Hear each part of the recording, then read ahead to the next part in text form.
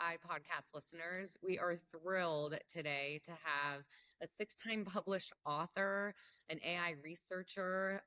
He's an engineer data scientist with 5+ years of experience with machine learning powered solutions.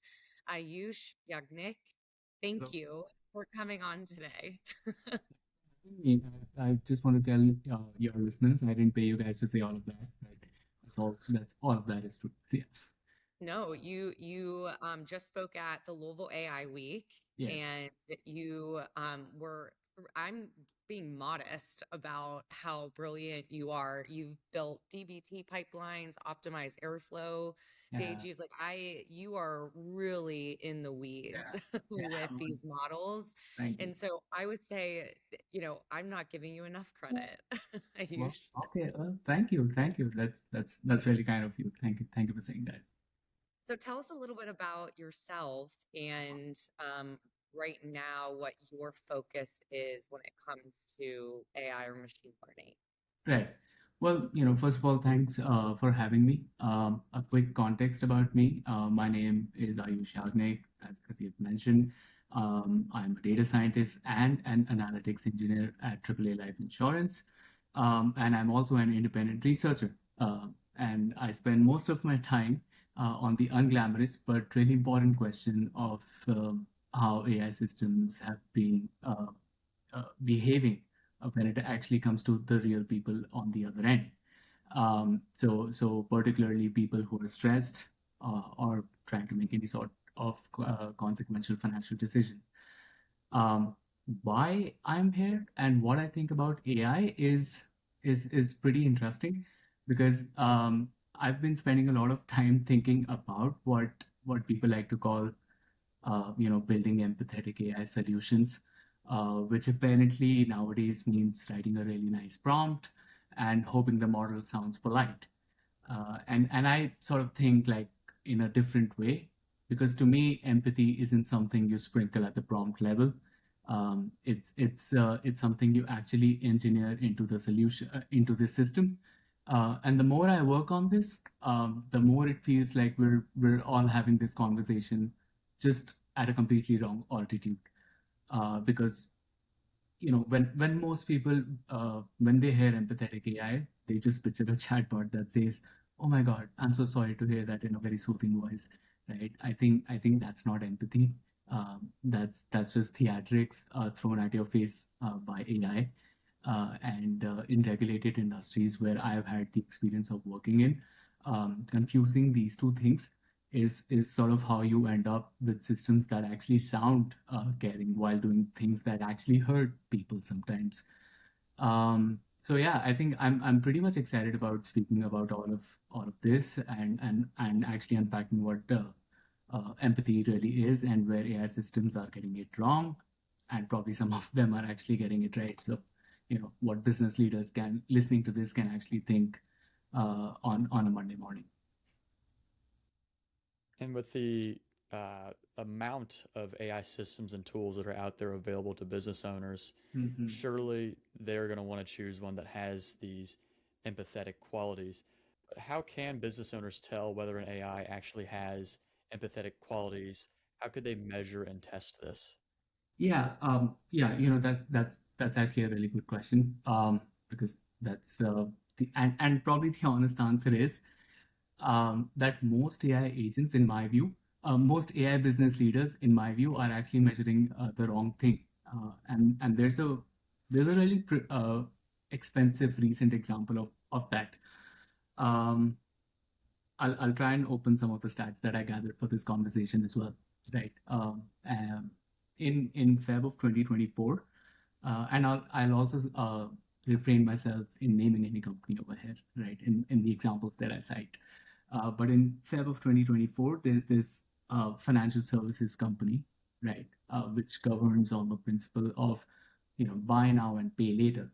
And they announced that they are coming up with their own chatbot, which is powered by OpenAI. And according to them, they can this chatbot can actually handle 2.3 million customer conversations, and it actually did in its first month, Wow. according to this company. this chatbot can actually handle the work of 700 full-time agents. That's great, right? And I'm assuming with this, the resolution with this, the satisfaction was also on par with humans. And according to them, again, the resolution time also dropped from 11 minutes to just under 2 minutes. And they projected like $40 million in profit improvement for the year. Wow. The headlines were everywhere. Their CEO went on every business podcast you can name. But fast forward to 18 months later, it's actually even worse. So it's actually, they posted a $99 million loss in their first half of 2025, which is actually 4 times worse than what they were earning on the same month last year. And their CEO publicly admitted that, and I'm quoting them, we focused too much on efficiency and cost, and the result was lower quality, which is just not sustainable. So, I guess they're just rehiring humans again. But, here's the thing that most people don't really realize. The AI wasn't broken. It was hitting every metric they were actually measuring. In my opinion, the metrics that they were measuring were broken. So when someone asks me how to measure whether an AI agent is actually empathetic or not, I tell them, you need to throw out 4 metrics and replace them with the other 4. And you should be throwing out things like conversation quality, response speed, customer satisfaction surveys done immediately after the interaction, and the automation rate. Seems like everybody's just chasing after automating everything these days. And what I think is that all of these 4 metrics that I just mentioned, these are just vanity metrics. They look great until they don't. So I say, take these 4 metrics, throw them into the garbage can, and replace them with user-reported empathy, which is measured a week or 2 later, because 7 to 14 days is actually a decent amount of time. Because in this amount of time, the resolution has actually played into the customer's life, right? You want to have like proper escalation accuracy, meaning how often did the AI actually hand off when it should have, and how often did it actually not hand off when it should have, right? You want harm-adjusted outcomes. Things, 6 months out, did the customer that actually lodged a complaint churn out? Did they file a complaint again? Did the resolution actually serve them? Here's the point. I mean, I'm not saying being empathetic is producing a very warm language. It's the actions that matters, right? In that vulnerable situation. And just because of that, we also need like safer resolution rate. What percent of interactions actually resolved without producing any downstream harm? I feel these are just very slower, harder, and like much more expensive metrics. But they're also the ones that are actually telling the truth. So if I were to give you like a pity version about this, satisfaction is like a vanity metrics, and escalation accuracy is like a safety metric, and this financial services company that I just mentioned probably learned it the hard way. Listen, you said so many things that were just jam-packed with gold. One of them being, in the beginning, you just mentioned, empathy shouldn't be sprinkled in prompt engineering. Yeah. This needs to be, what I took away, deliberate conversations that you're having with your team to then be able to deliberately interweave empathy within the builds and processes. You made a great point about testing every 7 to 14 days around like customer satisfaction and conversation quality. That's something that I haven't heard anybody talk about. So, when you think about conversation quality in your models, tell me a little bit more about what that looks like. What looks like a quality conversation, and then what's something that would signal to you, hey, this is not good. This is not where we need to be as far as setting the standards of truth and empathy.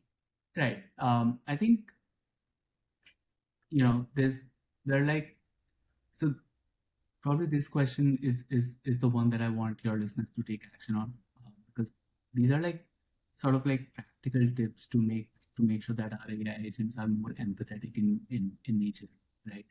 So I'm not giving and this might take a little bit of a longer time, right?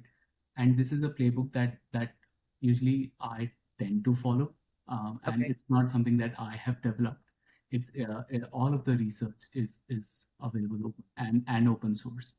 So so these are a few of the points that I usually jotted it down when I was going through all of the research and trying to implement some sort of empathetic principles in the developments and research that I've been doing, right?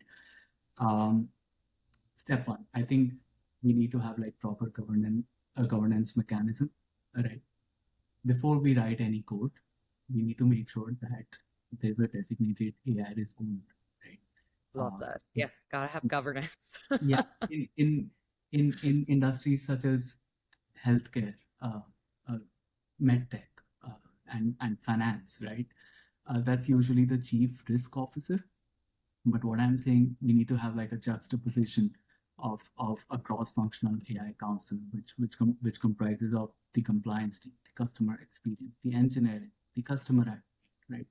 All of these guys needs to come together and document the risk tolerance, like which customer outcomes are actually unacceptable, right?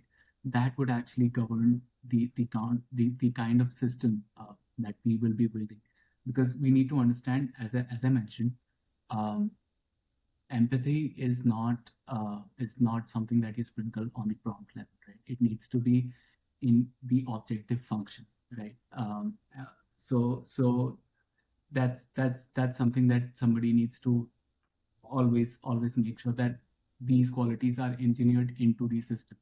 And when I talk about empathy, it's not about sounding kind. It's about making sure that the system is more prudent, that it escalates when there's like a distress voice on the other end of the bot, or any messaging system in this scenario, right? We need to map out the stakes. Just pull a sample of like 100 customers, right? But and their interactions from last 90 days. Classify each of them into like 3 tiers. Like the first being the low stakes, which is like the reversible now, simple FAQ stuff, right? Tier two is probably like the medium stakes, where if there's any sort of like plan changes to product that the customer might have purchased, right? Finally, there's like the higher stakes, where it's irreversible, or any emotionally consequential decisions are going to be made. Different tiers get different levels of treatment, and I feel AI is probably capable enough these days to handle the first tier. It is capable enough to be like a co-pilot for the second tier, but for the third tier, human needs to own it. Period. That's it. No discussion, right? If you want to make sure that your system is empathetic in nature, um, instead of creating the things that your AI systems can do, first take a step back and prepare what your systems will never do. So I always say, make a never to do list, right? This can be like your one-page document that says whatever what your AI will not do or will never do. Things like never confirm a policy lapse or a cancellation, never recommend a specific financial product, probably never respond to a language indicating distrust, right? This becomes your governance surface, right? Every audit comes back to this document. So, because as we move on to a much more automated world, where everybody's just trying to achieve artificial general intelligence, I feel LLMs are going to play one of the most pivotal part of that ecosystem, not if not the central part, right? We need to make sure that the kind of dystopian voices that we hear about, AI taking over everything, we need to like make sure that it's just a co-pilot. It's here to make us productive, right? So that's where building empathetic systems are going to help us a lot. We as I mentioned, we need to measure the instrument, the truth metrics, right? We need to, I think I covered this earlier, but just to repeat, we need to throw out conversation quality, response Yeah. speed. That's just, customer satisfaction surveys. Oh my God, which is done immediately after the interaction. That's just not the right metrics, and everybody trying to just automate everything. We need to not measure that, especially for small and medium sized enterprises as they build the roadmap for the next 1 or 2 quarters, right? It needs to be on the planning services when they are starting their whole journey, and I guess finally pilot the hybrid system first and then probably expand. I see with the augment of vibe coding tools, and a lot of like customizable AI tools, honestly, things like Claude Copilot and stuff like that. Everybody's just going directly with the production service. Don't do that. I think launch the AI as a second pair of eyes for human agents first, and then probably, as I mentioned, categorize those things in the low risk tiers, the medium risk tiers, and the higher risk tiers. And make sure that where AI is performing really well on par with humans, then slightly make the pivot for smaller samples and then go for the complete ones. So I think, long story short, yes, I think there are a lot of things that we can look at when we are trying to make our systems more empathetic. It's just people need to read more. I think the attention span is getting really less. One of the challenges in building and deploying these empathetic AI models is that there is the common criticism that it just still doesn't know what it's like to be alive and live in the world. Mm-hmm. And I know that there are these world models that experiment of trying to make it, Yeah. experience the world in its own way. Mm-hmm. But do you believe that empathetic AI agents still do have certain blind spots that can really inhibit empathetic action? That, even if it's a well-built model, empathetically speaking, it still has blind spots? Yeah, yeah, that's actually a really nice question. Spoke about this in intensively in my talk at Louisville. I'd certainly push back on the framing of that question a little gently. Um, the blind spots that I worry about have got nothing to do with AI not experiencing life. They have to do with how systems are actually designed. Yeah, and that distinction matters because one of those framings have the solutions and one of them doesn't. But I mean, look, if the problem is AI can't truly feel things, then we're just stuck, right? We're not moving forward, right? We can have a very philosophical seminar about it, and trust me, none of us are going to give the model a very hunky-dory childhood. But that's actually not the actual problem as well. The actual problem that we are talking about, in terms of empathy and empathy within these AI systems, are that these blind spots that you are talking about, um, right, are sometimes engineered in, often without anyone noticing, right? And I think I'd probably flag a couple of them. The first one, which is probably very important, is the context blindness. Large language models are remarkably good at local coherence. You give them like a good sentence, they produce a fluent, appropriate sounding response. But I guess they're much worse at integrating the information beyond the immediate message. So so let's say when a customer says, I'm just trying to figure out which option hurts less for me, a human probably might pick up on that phrase. But the AI system would actually just optimize the response to the question that was just asked. And it will not try to read the underneath context behind that question, because it's just we have to understand it's just trying to predict the next most uh, plausible token, right? It's just predicting the next word, next token, and by token I mean just numbers, because machines can't read. They we feed them numbers. So that's the thing, right? Uh, I think secondly, I would say restraint blindness.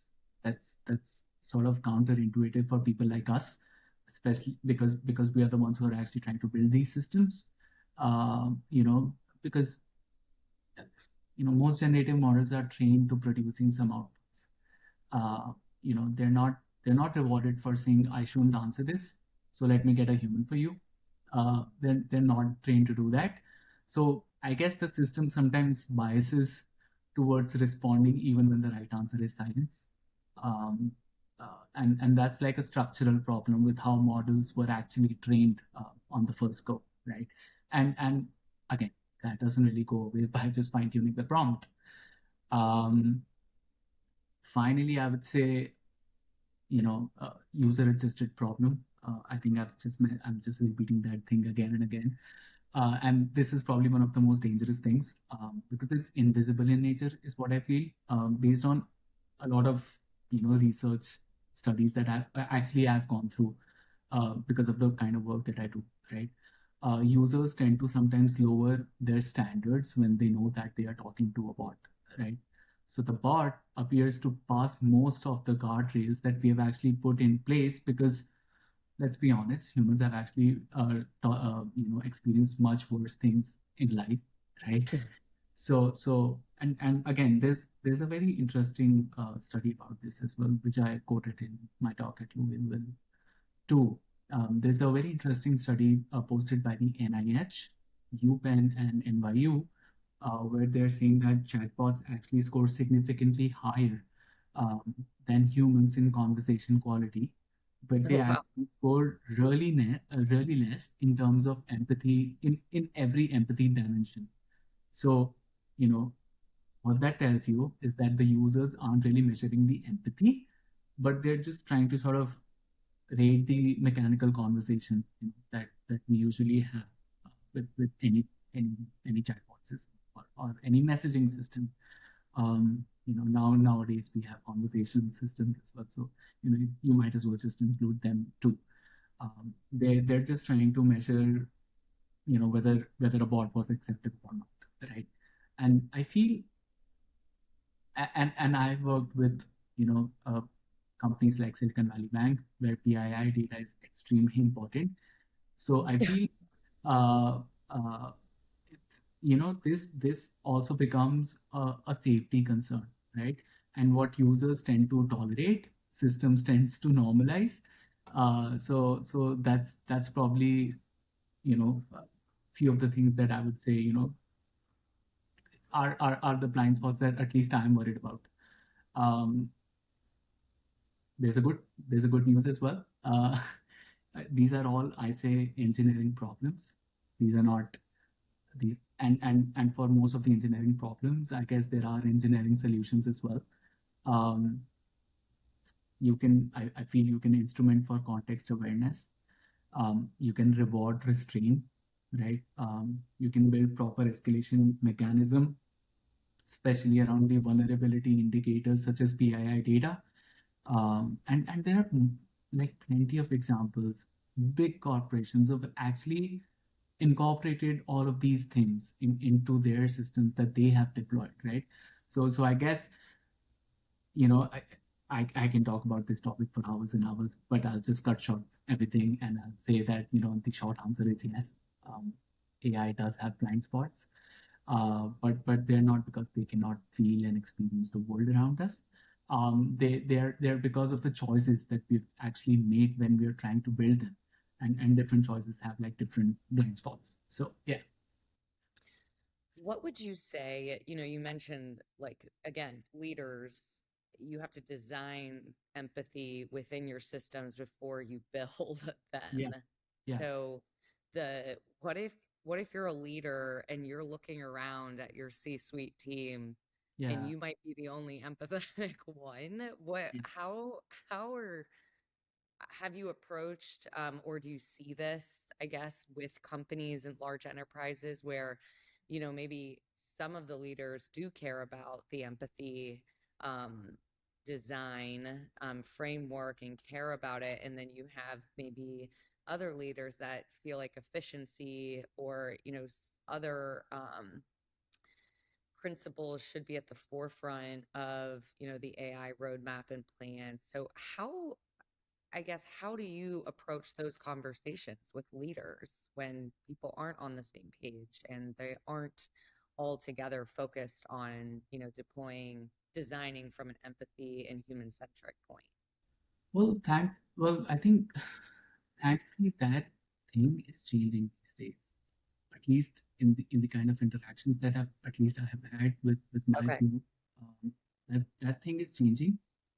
Nobody wants to completely rely on AI systems making any sort of irreversible decisions. So I think that thing, and again, my answer over here would be sort of like a biased answer again, because I've had the experience of working with a lot of regulated industries. I've worked in insurance, Yeah, insurance is highly regulated. extremely regulated, right? And there's a very, again, famous example about this. There's an insurtech company, right? They have come out with a claims chat, and trust me, claims is like the bread and butter for an insurance company. We cannot afford to make any wrong decisions through claims, right? If we do that, Be out of business. we're going to be in a very bad situation, right? But this insurtech company in 2023 set a world record for settling an insurance claim in just under 2 minutes, right? And that was a pet claim, and according to them, more than 50% are actually handled instantly, right? So I think AI systems can perform at a level in cases, where humans can actually only dream of, right? But here's the important thing, right? The reason these kind of systems actually are successful is because the higher management and the developers, and when I'm saying the developers or the engineering team, I'm talking about the staff engineers, right? The reason these things work isn't just because of the speed. Um, it is because there are certain carve outs. This insurtech company designed this chatbot system in a way that it never touched certain types of claims, things like major health claims, fatality claims, anything wherever there's like a grieving family on the other end, those got those get instantly routed to humans, full stop, right? And Yeah, heard that smart. their CEO has been pretty vocal about this in many interviews, right? That speed isn't always the right metric. So I think things like these are like a good sign that, and don't get me wrong, right? I'm not a technology conservatist, right? I love technology. I'm a technology enthusiast. But um, things like these where big companies are making sure that speed, and accuracy and automation are not the right things to measure the success of an AI system is probably the right way, and the right direction that everybody's going. And it's actually an architecture decision. We need to engineer the system in such a way that, as I mentioned, classify each of them into 3 or 4 tiers, whatever, however you want to classify them, and then just make the pivot slowly. Make sure that the right things are going to the human teams and the right things are going to the bots. There's another example, a large bank in US, really large bank. I'm pretty sure you guys must also be banking with them, right? Three, according to them, again, if my facts correct me, 3 billion interactions since 2018, right? We didn't even have Gen AI, proper Gen AI in 2000, like My proper Gen God. AI, right? In 2018, where transformers were actually sort of like taking over everything, right? Yeah. According to them, 98% of users find the answers that they need in just under like 48 seconds. And again, here's the part that most people don't miss, don't really focus on. this bank made a deliberate decision not to put generative AI in front of the customers. They probably might be using it within their own teams to probably optimize their efficiency, uh, but they made sure that the customer facing technology that they have is still deterministic NLP, which is like natural language processing. Why? Because I think they want to make sure, or probably they want to be like 100% comfortable with every answer that the system gives. Again, this was like a staggering figure, which I'm just trying to quote. They've made like 75,000 updates since the launch. So since 2018, they've made like 75,000 updates to the system. Oh my gosh. Again, not technology conservatism, right? That's just trying to be risk aware and being prudent, making sure that we're giving the right information. And this is coming from a huge bank, right? So it's not that a lot of people are not on the same page. It's just that, and this is the part where I feel a little scared when it comes to small or somewhat medium enterprises, that they just want to roll out stuff. That's probably one of the pros and cons situation of technology democratization that we are living in right now. It feels so great that we have this remarkably powerful technology in the hands of everybody. It's not just in the hands of few people. But then we also need to make sure that there are proper guidelines to it. Not everybody is a technology.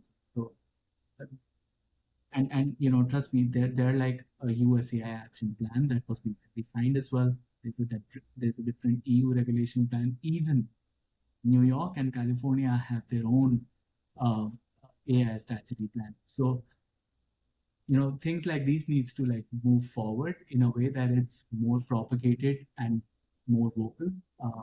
But there should be like a proper plan before people actually start developing these And most business owners, well, not most, but a good amount, are in a situation where they just don't have the resources that affords them the luxury of being able to build an AI system from the ground things. up. And so they don't really have the option to kind of make sure that empathy is at the rock bottom foundation of Yeah, the system. yeah. And so what they're doing is they're going to subscription models to where they have some degree of customization. They might even be able to fine tune it a little bit. What Hmm. practical tips would you have for these business owners to get these models and these situations through, whether it's customization and like Claude Cowork or fine tuning like a custom GPT to kind of get more empathetic action out of these models? Yeah. Again, yeah, that's a very good question. I think I briefly covered this in one of my previous answers. I'll probably start off this question with one of my own personal engineering and research project that I was able to implement, right? The idea was actually based on policy policies being lapsed in a life insurance scenario. You know, we need to understand policy lapses is actually not a natural neutral event, right? Uh, it's actually a scenario where the customer on the other end is not telling us to cancel our policies. It's actually the customer is actually trying to tell us that hey, something therapy has gone in my life right now. Right? So what I based on the research that I have studied, what I tried to architect was was a predictive risk model that actually runs before the large language model engages. It pulls the predicted lapse risks and approved intervention guidelines from scraped from the internet. And all of these compliance guidelines are actually available openly on the internet on the GOP website. Once all of those things get pulled in, that is the context that gets fed into the LLM systems before it even reasons or responds. So at that point, the LLM is not trying to act autonomously; it's just trying to behave more informationally. And when the risk is high, it becomes more cautious and explanatory and pushing towards like a more human conversation, right? That's the kind of empathy that at least I envision. And there are several things. One of the main things that I mentioned earlier was, prepare your never to do list, right? This is again like a one pager, and we have a lot of tools where we can define the skills of an agent uh, through this documentation, right? Whatever agents that we are trying to deploy, we can actually have all of these never to do list in the skills uh, of the agent, right? Things like, again, never I I would never want my accounts to get freezed. Apparently, that might be a good idea for a system to be empathetic, but freezing an account for a customer who lives on a paycheck to paycheck and then freezing it on a Friday afternoon, that's not an empathetic reaction. You need to escalate when things like that happen. When you see that things are being suspicious, that's the cue where you want the human intervention, right? Prepare your never to do list in this scenario, right? The next I would say is like a technical one. Most teams build the chatbot first and then bolt on the safety. I think invert that. That's really important. Build a risk model that runs before the large language model engages, right? Use things like RAGs that decreases the hallucination rates to pull the approved guidance uh, that can be fed into the model's context. The things that I just mentioned in my personal project, right?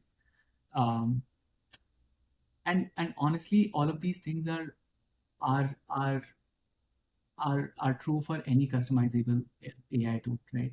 The Exactly. principles all apply the same. When you're writing the system prompts, structure them around what the assistant is for, what it specifically must not do. The things that I was just mentioning. Prepare your skills.md through Claude. All of these are available.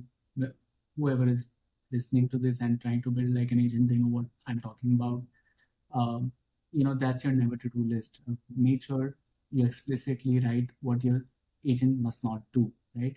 What triggers a human handoff and what sources it should retrieve from rather than just generate freely.